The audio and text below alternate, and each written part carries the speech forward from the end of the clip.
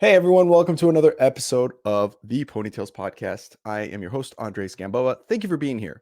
Really quick, if this is your first episode, if you don't know what ponytails means, if you never sold books, quick refresher. We interview people who sold books door to door for a company called Southwestern Advantage. This company has been around since 1868, literally, maybe a little bit further than that, but literally since like just after the Civil War.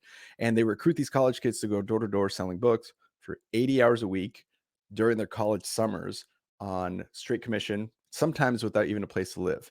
Now, I myself did this for 4 summers, and all of our guests did this for anywhere from 1 to sometimes even 12, 15, and made a career out of this whole job. So what we do is we interview them and see what they're up to now, see what their life is like because of this experience. Sometimes it's been good, sometimes not so hot, but either way, their experience is what we look to uncover and see how they have used these skills, this like Swiss Army knife of leadership and management to further their careers. So hopefully you guys enjoy. Oftentimes we get some crazy stories. Sometimes it's a lot more motivational. Sometimes it's just funny. Sometimes it's really more like informational. So regardless of why or how you got here, hope you enjoy the show. Make sure you guys subscribe and like, or go check out other episodes if you like this one. So on that note, really quick, my guest today is Rebecca Gebhardt.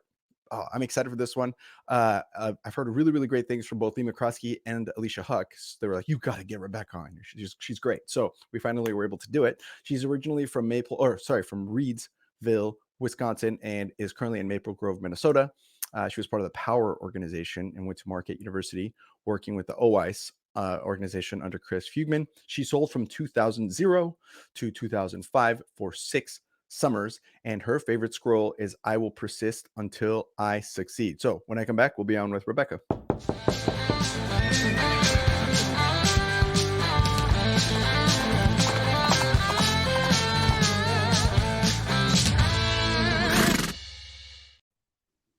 Boom. Hello. Hello. Those horse hooves running were dun, dun, dun. That was a good little bit. The little like we throw those Easter eggs in there in case people catch them. Like, I don't know if you noticed, but there's also like a knock at the beginning. Yeah. There's like a knock, knock, knock, and then at the end when we do our outro, there's like a door closing. So yeah, It's the little details, right? I don't know if anybody's caught it yet. You're the first one that actually kind Oh. of yeah. Well, thank you for being here. I know we have a more of a tighter episode today, which is fine. We like the variety. This is great. So on that note, let's jump right in. I always try to start out with, hey, what have you been up to since 2005? How'd you end up here? How'd you get to where you were? This can be as detailed of a story as you wish, or as generalized as you want. What's your experience been like since you left? How'd you get here? Yeah. So, yep, 2005, I went to Marquette University for 4 years, and then I full-timed at the University of Iowa for 2. And I remember having a conversation with Fugman,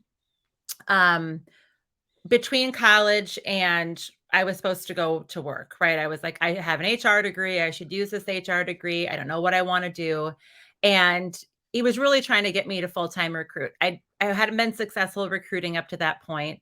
And I had said, it really feels like the full-timers are just really immature people that don't want to grow up. Like that was my view of the full-timers, right? Like they were partying, they were drinking, they just wanted to be the big dogs around, a little Matthew McConaughey, and anyway. So We all had the same experience, didn't we? yeah, we did. We did. And I didn't want to do it because I hadn't been successful at it. And he said, listen, I'm going to put you at University of Iowa with Mike Rolling and you'll be fine.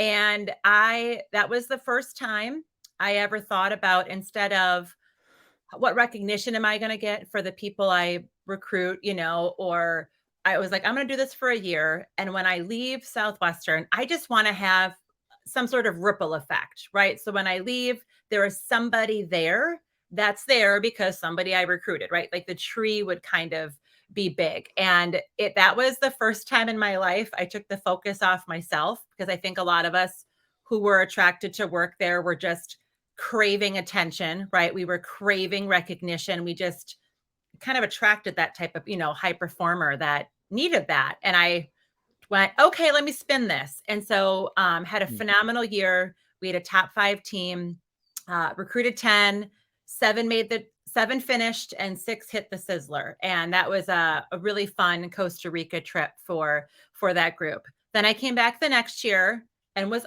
awful. Like, it was really bad. So I remember talking to Fred Prevost, and I was like, Fred, I'm done. Don't even try to sell me. He's like, okay. And I was like, maybe the first person Fred didn't try to get back another time. He just knew I was done. And then I moved to Denver, worked with Family Heritage for 9 years. And I remember walking into Joni Bickney's office and said, I'm not effing selling insurance. I said, like, show me something. What, right? We were sold the whole time at Southwestern. Everyone's clamoring at your door. And then when I got to career services at the time, it was like, you can go work with a sister company. So we get paid commission. I'm placing you. And I was like, where are all the companies? So I was really not interested. Peter Foray, I was interested in Peter Foray. I was very impressed with him. I was impressed with the people I would be working with. And I thought, an average HR salary is $40,000 a year. That's what I made last summer selling books. Why don't I try this sales thing? And was terrible at it. It was really bad. It's really the same thing, right? We were still knocking on doors. And the goal was to get 30 demos a week. And, you sell 5, right? Or that was like sell 5 out of 30 typically. I sold nothing my first week. And it wasn't until my 60-second demo on a Friday of my second week, I actually sold a policy, which was traumatic, right? I thought I was successful. I knew what I was doing. And then the world was like, no, you really are terrible. So I learned persistence, right? I learned how to do it. I didn't want to quit, right? There's this, you don't want to be an early champion. Is that what we call them? Yeah, you bet that's exactly what we call it. Yeah, okay, early champions. Yeah, I didn't want to be an early champion. And anyway, but really, so it's funny, like, my memories of Southwestern aren't as strong as my Family Heritage memories, because there were so many book people that I worked with. And when I look back, I'm like, did I learn that at Southwestern? Did I learn that at Family Heritage? So I get a little bit mixed up with that, but worked real hard, worked the same way I worked at books, and eventually burnt out. Was pretty successful. I had big teams. I just didn't want to do it anymore. And I didn't know how to exit gracefully. And so it took me another 1.5 or 2 years to figure out. And so I was able to gracefully leave when I was pregnant with our second child, who is now almost 9. So Nice. yeah. And then I was stay-at-home mom for a few years, which was awful. I'm not a good stay-at-home mom. I'm not good at doing nothing, but I took that time. And because of the residual income from Family Heritage, I was able to still get a full-time income and just think, like, what do I want to do with my life? How do I want to contribute? Where is the value? Like, a lot of the crap that people went through with COVID, of like, that the crisis everyone had, this existential crisis of what in the hell am I doing with my life? I had that when I was 33.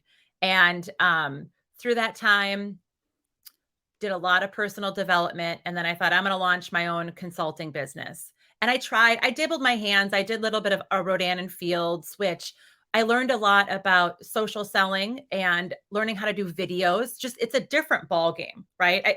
I always laugh when I see salespeople post to social media, and I'm like, that is the best guarantee of a job for a marketer ever, is seeing a salesperson post on social media, because they don't know how to sell.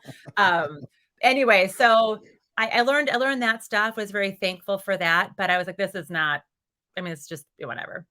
So I launched my consulting firm thinking I was going to work with women entrepreneurs. And I set my business up the way every other coaching company does, of 2 calls a month, Sure. 2 calls a month. And you can't scale a business that way. It's a really, if you're by yourself, if I have, multi-level marketing people below me, it's not the worst model, but I didn't want to do that, because I'd done that for 15 years. And anyway, I'm like, I gotta call people all the time. And I cold called 50,000 people. I don't want to do it anymore. So some of that trauma is like, I ain't doing it. So I set it up that way. And I went, women entrepreneurs have no money, so I'm like, I want to I help know. them, but they're just getting started, So I'd be like, $600 a month. They were like, no. And I went, that's not going to work. COVID hit. Most of my clients dropped me. And then I had a call from a Southwestern alumni. His name's Justin. And he had said, hey, a bunch of people on this person's team are going to go work with this other consulting firm. And I don't want them to get coaching. Our business. And so I went, okay. So I started coaching sales leaders and having the same conversation over and over with sales leaders. Then they were like newer sales leaders. And I went, why is no one coaching new sales leaders? Like, why do we group leadership in general together and all sales leadership together? And when we're teaching this stuff, we're always teaching the hard skills. No one's teaching the soft skills of like, you got to get your head right. Like, you can't think that way anymore. That doesn't work anymore. So the nerd that I am, I kind of like nerded down. I went, I'm going to have a group coaching program. So I created Leaderboard to Leadership, and I have the trademark on that. It was like an on-demand program, group coaching, but I still had to work really hard to prospect to get people in these groups, and it really wasn't the amount of work I did wasn't worth the payoff. It was worth the value. And I love everyone that came to that. But as I look, my definition of freedom is making the most amount of money and the most impact in the shortest amount of time. So I went, Yes. how do I do this smarter? How do I help more people? I'm a firm believer that sales is an individual game. You can get sales coaching from anyone, and there's a lot of great sales coaches, but leadership is a team sport, and you really shouldn't do leadership development one, one, one, one, one. You should really be doing that with the other leaders at your organization, making sure you're all aligned, so you're not getting this good tip from Rebecca and then everyone else is like, well, we don't do it like that. It was like, Yeah. so then what I ended up doing is I need to learn how to work with corporations and get and sign up these big contracts. But I'd never worked in corporate America. I didn't know how to do a proposal. I didn't know how to work my way through that. So I doubled down and hired the most expensive coach I ever paid for. Her name's Liz J. Simpson, and she helps women go get corporate clients. And the line that she said, which I love, is if it doesn't make money, it doesn't make sense, which was like, Great. great, right? Why didn't nobody hit me with this before? Yeah, why doesn't I do this? Like, yeah, I'm doing all this good stuff, but I'm not making money like I want to make money, and I want to help people and have a bigger. So she helped me, and I started signing corporate clients, and that's what I do today. And so I'm currently scaling my consulting business, and it's a very fun, but it's a little. I've never been in that boat. I've hired people, right? I did all the hiring and training, but it's different when you're building a team and you pay people whether they produce or not, right? So it's really exciting, but that's what I do. So I have corporations come and buy my 10-week on-demand training program that takes Leaderboard to Leadership, new sales leaders. And I also help organizations with their leadership development, starting from emerging aspiring leaders, all the way to the C-suite, which I have limitations where I can help there. So I'm very honest with what I can help, but just all of the pieces that have to come together that you don't see when you're in it. So we just try to align the culture, the strategy, the vision, and then leadership development gets intertwined with all of that. And the soft skills that leaders need to know that make an impact on recruiting, retention, and revenue. So that might have been a long answer. Look at me. I was like, I don't have a lot of time.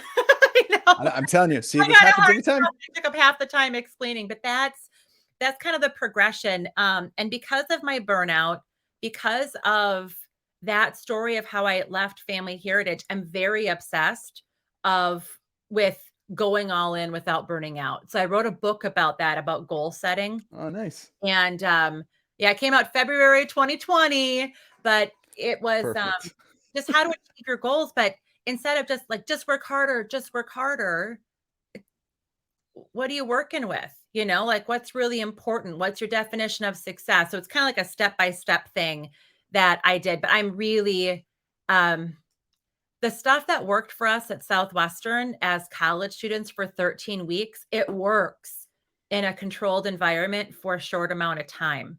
But you try to take that thing and do it Yes. when you don't have as much energy, like you're not 18, you're not desperate anymore, you're not, it's There's different. other priorities. Yeah. Yeah, and so you do have to work hard, but some of the mantras and that old way of thinking, success principles are success principles, but that doesn't apply to everybody, and I think that it's important just saying, "Okay, is this still working for me?" Keep doing it.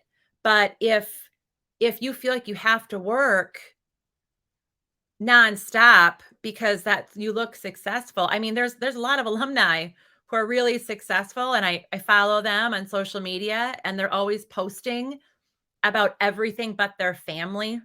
Like they're posting the properties that they own, and they should be proud of that.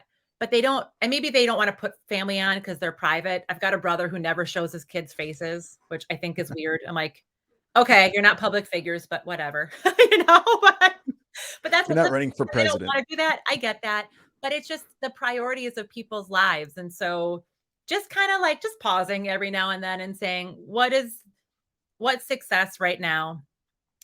What makes the difference for me now? When you look forward, what will really matter? And so I try to Yeah. help leaders do that with their teams, and people love it.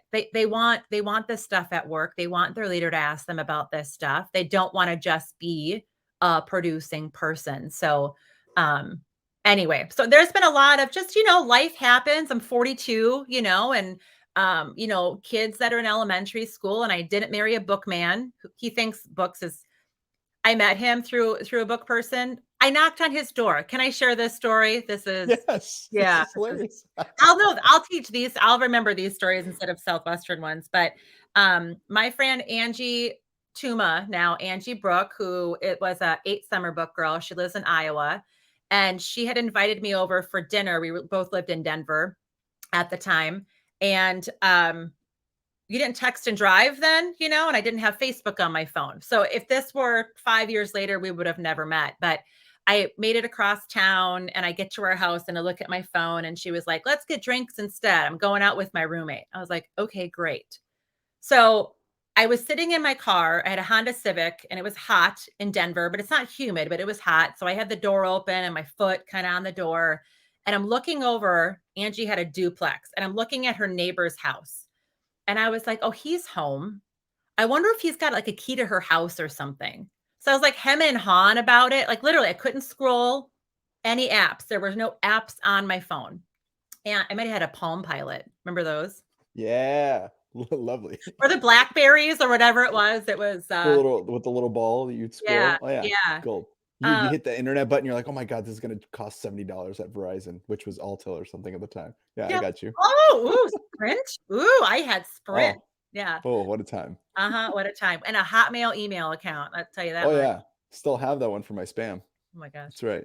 I think I do too, but I can't access it. But I met Carl at a previous barbecue, and I had been seeing someone he had been seeing anyway. And I was like, I'm gonna go knock on his door.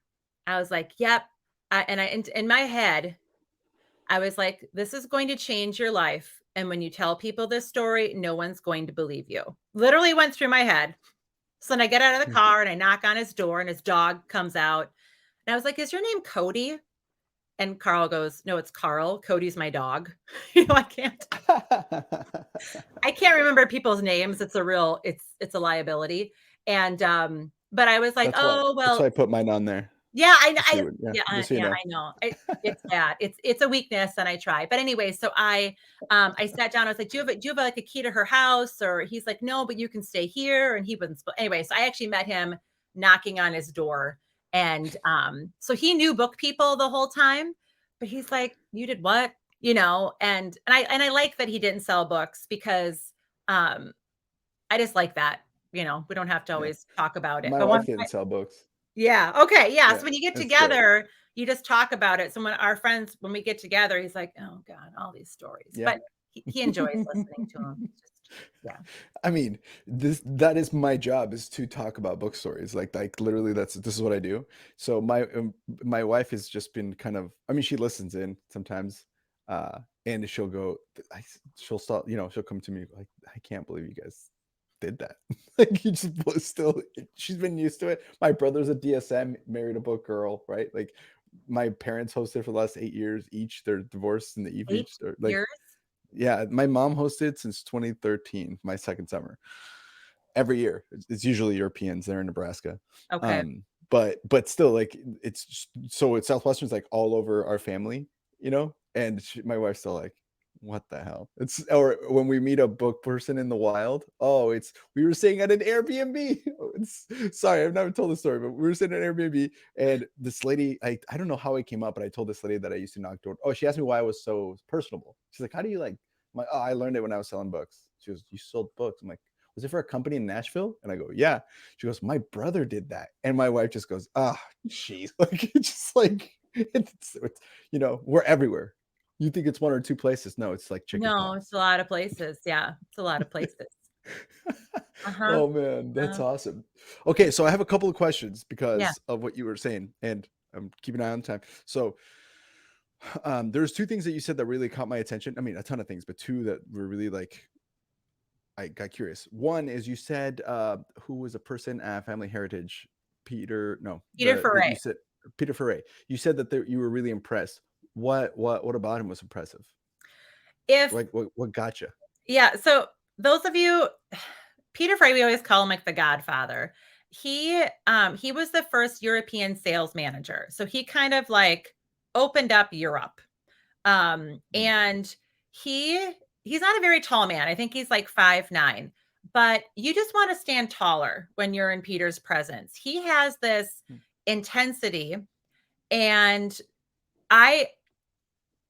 he was very I didn't have any, like, I wasn't shy about what I didn't want to do. And he was always very open about, if this is what you really want to accomplish, how can you use this business instead of like, how do we keep you as long as we can? How can you use this business to actually do what you eventually really want to do? But Peter was always focused on running a business like a business, taking the emotion out of things. And he attracted really sharp people to work with him. And you just those types of leaders, that the things that they say, you're like, I see something in him that I want to be. And I think that's what it was. But there's a lot of people who are listening to this that know him, and they would definitely say the same thing about Yeah. him. He's quite a legend. He's quite a legend. That's, yeah, I imagine. It'd be great to have him on here. I was just asking because I was just actually recording with Dana Potoff yesterday, and she mentioned Steven Adams, I think, was the guy at Tom James, and she said the same thing, that he had something about him that immediately she was like, I will work for this guy. And what she described specifically was that he literally sat down with her before he like tried to recruit her or whatever, and he said, my whole purpose with this conversation is to try to earn your trust. And he was just like open and transparent about it. And it just like blew her mind, that because in Southwestern, that was, transparency wasn't necessarily in the top priorities. We'll just say it that way. That's the understatement of the episode. Yeah, yeah. Well, which is, I think, why people like this show, because it's all about like that transparency, like man behind the curtain, uh, Yeah. good or bad. And Yeah. so, but Yeah. anyway, so I just was curious to see like if there was something like that, but I know what you mean when you meet a person that's just sharp and you're like, Dan Moore's like that, or Matt Atchison was like that, where you're like, dude, I get it. you know? Yeah, and Peter was and still is. He's different now since he retired. So, but he is just wired to be a challenger, and he always pushes the limits on what people think are possible for themselves. I actually spoke to him a few months ago, helping me actually scale my current business, just picking his brain a little bit on how to level up as the commas in the contracts. You add commas to your contracts. He kind of goes Yeah. like messes with you a little bit. So, but yeah, he's different. When you have to pick anyone you have to pick your boss. Like I always say, it's always the leader, it's always the manager. This is why I'm so passionate about training leaders. But you need to pick your boss. And I think I did I didn't know I was doing it at the time. I didn't like know that, but people get out of college, they want to pick like tech, or they want to pick something that's sexy, or you need to pick your boss. And I really wanted a mentor. I was leaving a phenomenal mentor, and I knew I needed someone, and I always call myself a late bloomer. I had like a really awkward 20 years from about 8 to 28 years old. Super awkward, like just and then 28, I was like, I'm here, like I know I've who I am arrived. finally. I'm not as rough around the edges anymore. Like I got it. And so I knew there were things that I needed to learn. I didn't know what they were.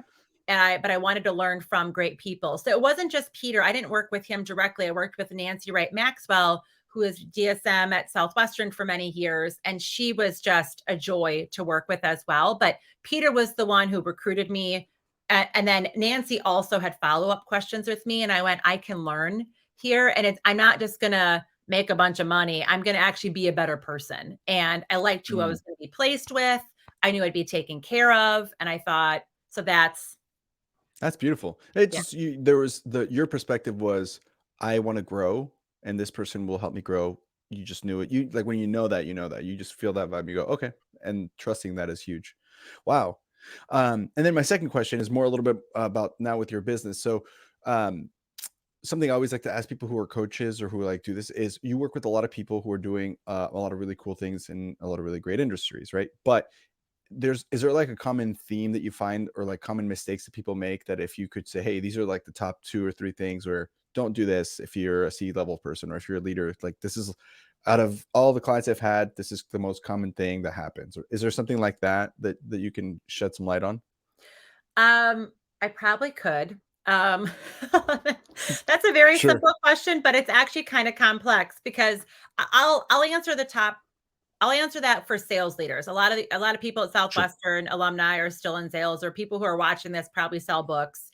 I think some of the biggest mistakes for sales leaders going from the leaderboard to leadership is they don't do the mindset shift. They don't start identifying differently. Oh, They don't think about stuff different. They just go, here's what worked for me in the past. I'm going to keep doing this. And so I've got 10 things I kind of go through of like, this is the shift you got to make. This is the shift. But who are you identifying as? Because a lot of new sales leaders still identify as a heavy hitting salesperson.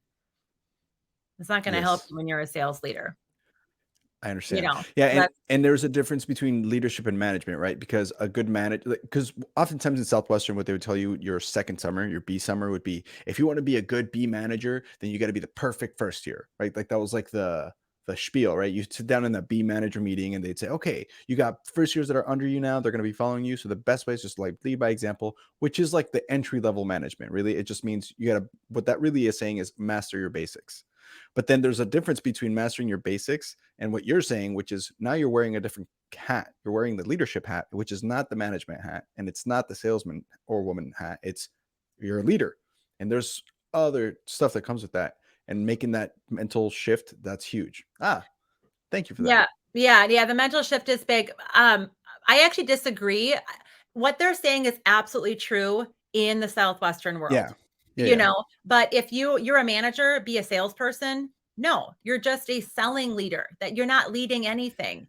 You're leading by example, but you're not, which producing, this is tricky too in sales, because when you're a producing sales leader, you don't know what you're doing. You're doing Yeah. everything, and no one quite knows how to help you, because it's the varying amount of how long it takes you to sell something. You still got to prove yourself. That's it. That doesn't work. Most organizations don't do it like that, because your time and attention are split and you're doing nothing really well. Yeah. It's really, really hard. So they're absolutely right with, you lead by example, but if all you're doing is leading by example, you're not leading or managing anyone. You're just becoming a super seller. Um, but absolutely, there's a difference between leading your own self in sales, leading other salespeople, and then leading other sales leaders, and how you spend your time, who you're developing, what you should be valuing. I talk about the temptation of talent, where we tend to do things we're good at But Yeah. what's your role? You know, like, you want to use your strengths. You want to go all in with people's strengths, but you can't just go back to what you always we do that as you level up the first level leaders because they don't have a ton of wins under their belt. They don't know how to lead yet because they've never done it. They go, I'm just going to go back to what I'm good at and sell a ton and I'm going to show them I can lead and then they'll listen to me. And it's like, well, that's not so there's a couple different shifts, but I'm prepping a time and energy piece for a program that I'm developing that we're going to be marketing to a specific industry. And I just was like, yep, time and energy, you got to make, because how you value and you use your time is going to be different. And what happens is very successful people like, I'm just going to work hard. I'm going to add this to my plate and take nothing off my plate. And then we wonder why people burn out or their teams feel abandoned and they feel like they're failing because they're trying to do everything and not winning in anything in particular. Oof. Yeah. That's so good. Write that down, people. Write that. Unless you're driving, then don't write that down. That's bad. Or just go back to minute 30. You can find it there. Yeah. We'll share this as a reel so you can just watch it over and over on Instagram. That's so good. Okay. So keep an eye on the time. So let me shift a little bit into some Southwestern stuff.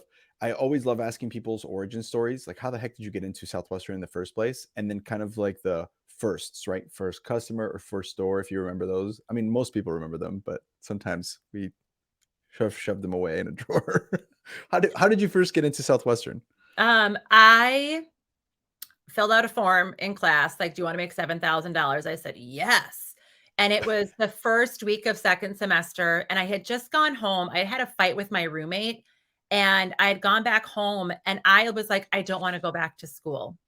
I wasn't the poorest kid at Marquette University, but I was hanging out with very wealthy people. I just didn't feel like I fit in, right? I wasn't a suburb kid and I didn't have an unlimited, party budget and, clothes and all that stuff. But I literally went from I can't go back to school to I'm never going back home. It was and I knew home wasn't good for me. My hometown is 1,200 people. It's 30 miles south of Green Bay. And I've got great friends that are still at home, but I knew like staying there wasn't going to be good for me. And but anyway, filled out the thing and I went to the interview and Chris Fugman, my sales manager, ran the interview. But when I had the call, right, when Heather Furness, my student manager, was calling, and she's like, so where are you from? And I'm like, Reedsville. And she's like, get out.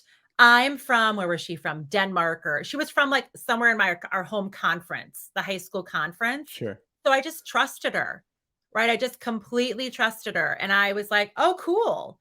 Okay. So I'm this little comfort zone. If I can't leave my home, I got to find someone to kind of leave with. So I was very, I was always really mature. I always had a really good work ethic, but I had very low emotional intelligence. I didn't know how to handle some things. So I wish I could tell you my first customer. I don't remember.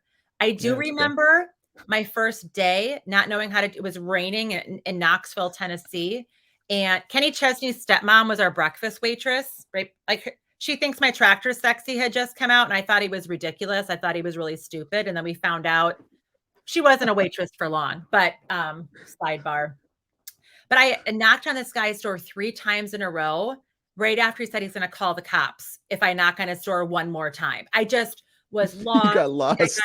Yeah. I think I got in like 8 demos all day. And my student manager, Heather, was like, I got to work with her. I just didn't know how to do it. I didn't know how to communicate to suburban moms. I didn't know how to work myself emotionally through challenging things. So I knew how to work hard physically, but I didn't know how to work hard emotionally. And so I learned that. My first summer, and I had funny stories of that summer. And it ended up I was 20 units short of hitting the Sizzler, so I actually bought a volume library to go home, and I sold the volume library to a family friend, kind of like the book kids now are selling to family and friends. But yeah, that was my start. It's just as bad as insurance. This is like my track record, But that's what happens, normally. That's like a normal trajectory, right? Is before you can be good, you got to be bad. Before you got to be bad, you got to suck. That kind of thing. So it's like, yeah. Yeah. But I mean, you wanted to come back. How did you end up deciding that this is going to be I mean, did you know it was going to be like a 5 summer thing? You go, I'm going to do this through college, or was it just one at a time? You're just like, I guess. No, well, I felt like I was seen, like I was always just dorky. Like on my first Sizzler, I didn't know to bring like party dresses. Like I brought tennis shoes. I didn't even bring like something to wear. Like that was like my like I remember he was like, what did you pack? Like, I don't know, because Heather was kind of dorky too. Like my student manager, she's still dorky. I love her. Like she's, like she would say, yep, totally. She wears it with pride. And I just didn't know. So that was kind of a funny whole situation. But I had fun on the Sizzler. If I didn't hit the Sizzler, I don't think I would have come back. But then they got me to sign up. And if I say I'm doing something, I'm doing something. And then my first summer as a manager, that was atrocious as well. It turned out okay. I learned a lot, but I grew, right? I went from like 1,600 units to it was over 3,000. I think I doubled. I Sure. think it was like 3,200 maybe. Wow. And then I just kept growing and I went, I can't make any more money anywhere else. I don't want to go back and work at the paper mill. That's what I did after my senior year. I worked at a paper mill and I was like, I want to do that. So I didn't have any options. And I think I was talking to one of my clients and we were out to breakfast. He was like, so what did you do? And I was telling him, he goes, see if you just work hard enough. And I was like, but I was desperate. I had nowhere else to turn. Like if I didn't do that, I wouldn't be able to go back to school, right? Like my parents were not going to dish out money in the middle of 7. We just didn't have any options. And I feel sometimes when you burn the boats and you really commit to something and you like play mind games with yourself that you have no other option, but you really got to like commit. I committed out of desperation. Yeah. I mean, and that makes sense. If you got nowhere else to go, and then there's a group of people who are pushing you to try to be better or whatever, and like you can go make money and it's fun and they're cool people. I mean, it's a pretty easy decision from that point. That makes sense. Yeah. Yeah, and these And you're cool growing, you're people getting put up better with at it my too. yeah, they put up with my dorkiness partying, and I was like, "Oh, okay." And I made good friendships, and I was like-minded people. And I think I probably bought into, who you surround yourself with. Had never heard that before. And I was like, well, I kind of want to hang out with these cool people. And if they're going to hang out with a dork like me, like I'm just going to hang out a little bit longer. If I'm cool here, I'll stay cool here. It's fine. I'll stay forever. Yeah, no. That's how they get you. Yeah. They recognize your uncool coolness. That's what it is. That's what it Yes. is. Okay. Keep an eye on the time. I want to make sure we're conscious of this. So I'm going to do a quick pause for some of our sponsors, and then we'll go into some ponytails / rapid fire questions that we typically have for you. Is that okay? Perfect. I want to be respectful of your time. All right, Thank you. so here we go, guys. Just hang on a sec. If you guys want to support us, listen to these ads. We'll be right back. Awesome. Hey guys, this is Pedro Vega with Cardinal Senior Benefits. Hey guys, this is Pedro Vega with Cardinal Senior Benefits. Today I'm going to talk about getting paid fast. One of the things that blew me away about this industry is that if I make some good decisions, work really hard on Monday, I can see the fruits of my labor literally within 24 to 48 hours. I wake up, you form the habit of checking your checking account just to see the direct deposits come in day after day after day. And it makes you want to do it again and again and again. So guys, I hope you guys are enjoying the show, and thank you so much for listening. So one of the things that I had to do when first starting the business was figure out how to get a client. That's important. Well, it turns out in real estate, the number one way that people will choose an agent is from a friend's recommendation. So as I started to spread the word about what I was doing as a realtor, guess what happens? All of a sudden my phone rings and it's a friend of a friend who said, hey, we heard great things about you. Could you help us buy a house? That's how we find clients. And who doesn't like finding clients when your phone rings and they're calling you? So that was word from our sponsors, Pat Roach at Southwestern Real Estate and Pedro Vega. If you guys want to hear more about working an opportunity like that, check out the links below. They are always looking for some solid book people. Could be a good place for you to land. Great opportunities, good compensation, and I mean, obviously, phenomenal culture given those two leaders. So or you guys just DM us. We'll get you in touch with them. Thanks for that, Rebecca. That's so fun. Don't you love Pat and Pedro? I don't know if you ever met Pedro, but I have not met him in person. I've spoken to him several times. oh, Pedro's great. Yeah, he's Pedro's great. so fun. Okay, this is where we do rapid fire questions. We should have enough time for this, and then a couple of ponytails. Although some ponytails might come from this. The reason we do rapid fire is to jog your memory. So here we go. Out of your favorite summers, what was your favorite city, county, or state that you sold in? Huntington Beach, California. Well, that's not bad. No. That's a pretty good territory. What was your favorite kind of turf? Whether it was like country, big brick, suburbia, low income, high income? Country. Or small town people. Yeah. Yeah. Country. The rejection was just not as bad, not as bad, and you got more sit downs that way. If you listen to advanced sales, what was your favorite advanced sales, like tape or CD? Oh, I wouldn't be able to answer this one. I would not be able to remember. Mort Utley or the Bill Zizzy one. Yeah, I did listen to Bill. Yeah. I'll just say Mort. We'll keep this rapid. I'll say Mort. It's a safe one. Your favorite HQ? In Huntington Beach, California. Yep. Were you on the beach? We were a half a mile from the beach. We were a couple blocks. Yeah. And I never got off schedule, but we lived. I was going to say, how'd you stay on schedule? Yeah. Cause I didn't know. I don't want to be a bad person and get off. I got off schedule my very last day of selling books. I called Fugman and I said, I'm going to the bar and I'm getting drunk today. And me and another girl, it was like the whole org had left. I literally never even sat in a park and took a nap. I never got off schedule. Now, I mentally was off, right? But I physically was never in 6 years. He was like, all right, Campana, go get drunk. So that's what I did. But in Huntington Beach, we lived with a single mom and her 3 daughters, and we lived for free. And I lived with the #1 first year that summer, Heidi Wanta, and she knocked on that door, and she, as a first year, convinced her to not even charge us for rent. So, wow, what summer was this? That was 2003. That was my 4th summer. Great summer. We'll have to try to get Heidi on here because we like to talk to #1 first years. Oh yeah. Yeah. Badass like that. Okay. Favorite, or I guess this is favorite or best sales day. It doesn't necessarily have to be in units. It could just be like a day where you're like, that was the most fun I had on the book field that day. I don't remember my best book day, but I remember my first 100 unit day. And it was when I had laryngitis and I couldn't talk. I made note cards of my approach. No. And I was like, hi, I'm Rebecca. No, I would have been Becky at the time. I was like, hi, my name is Becky. And then I showed him cards and I sold 120 units. And I was like, no shit. If you just let people talk, they buy. I had talk about a sign from God, that was my first 100 unit day. I don't think I ever broke 200 units. I don't know. I don't think that I did. That's awesome. Yeah, but that's kind of like, isn't that a movie where he shows up with the signs and he's like, I'm just a guy. Love Actually, I think they have memes on it, and spoofs of it. Yeah. That was you. I'm just a girl standing in front of a mom asking for her to buy something. Yeah, just a girl. Yeah, exactly. And it was. It worked. 120 units. Really That's dumb. $800 today.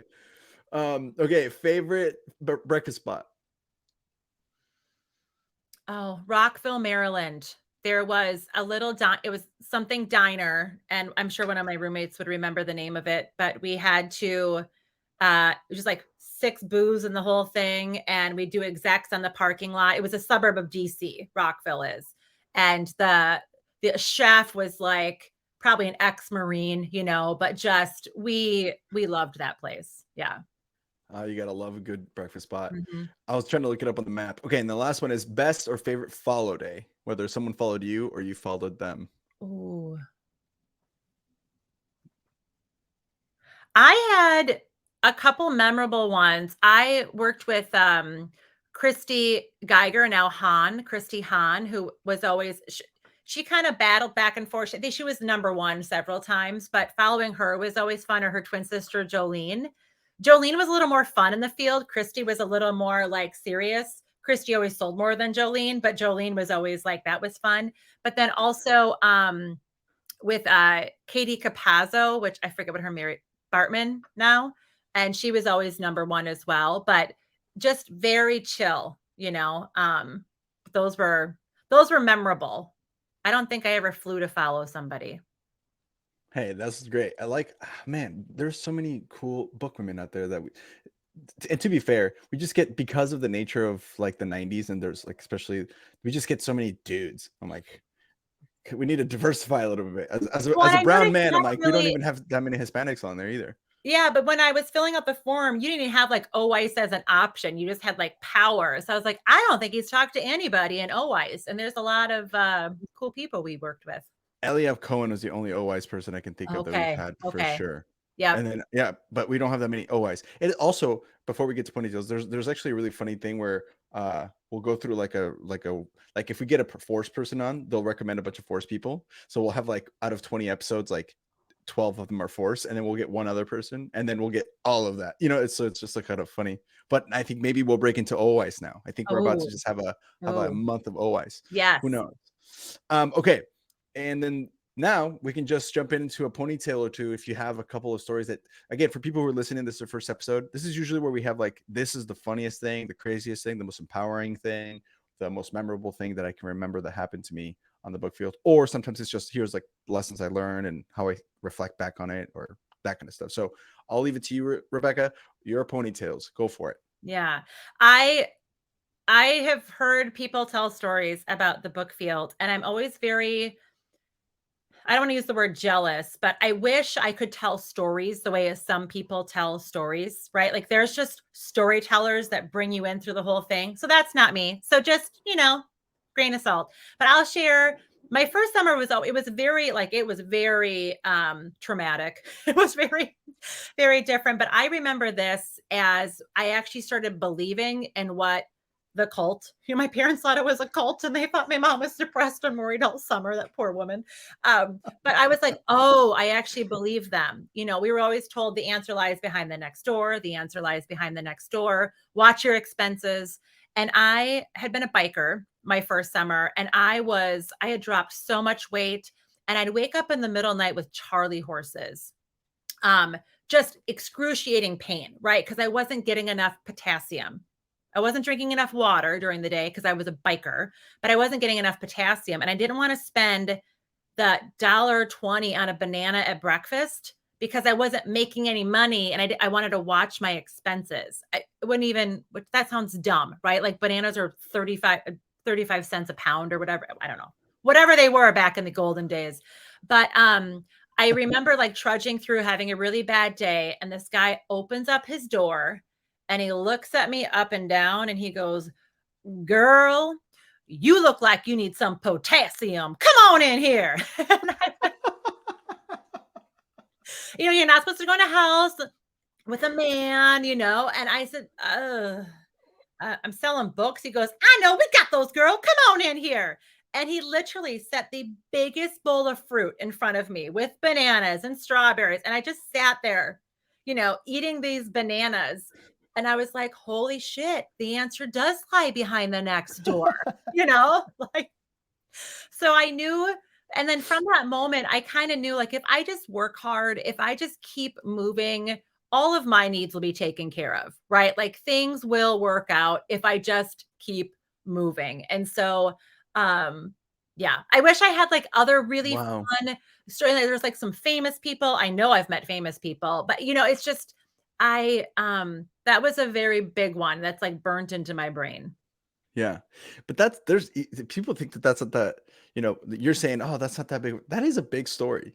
That is a big story of just like, whether you believe in the universe or God or whatever providing, like you say, you're not going to die. And if you die, I guess that was what was supposed to happen. That's right. Okay. Like, yeah, all right, we'll throw a party. I mean, for me anyway. But you only die once. You deserve a party. You deserve a party, a really good one. Yeah. Yeah. And but if you don't die, then then the opposite of not dying is it works out. You know what I'm saying? Which means you probably should just keep moving anyway, and it's okay. It'll be fine. That's a huge lesson to learn in life. Dang. I love this. Okay. All right. You know what? Well, that's a good one to end on. I'm glad we got a good short one in there, and we'll leave it at this one. Guys, thank you so much for listening in. We'll be back tomorrow. We're flying out to record with Dan Moore. Actually, I'm flying later today. I have a flight. So look forward to that episode and a bunch of other ones to come. Thank you so much. My name is Andre. See you guys.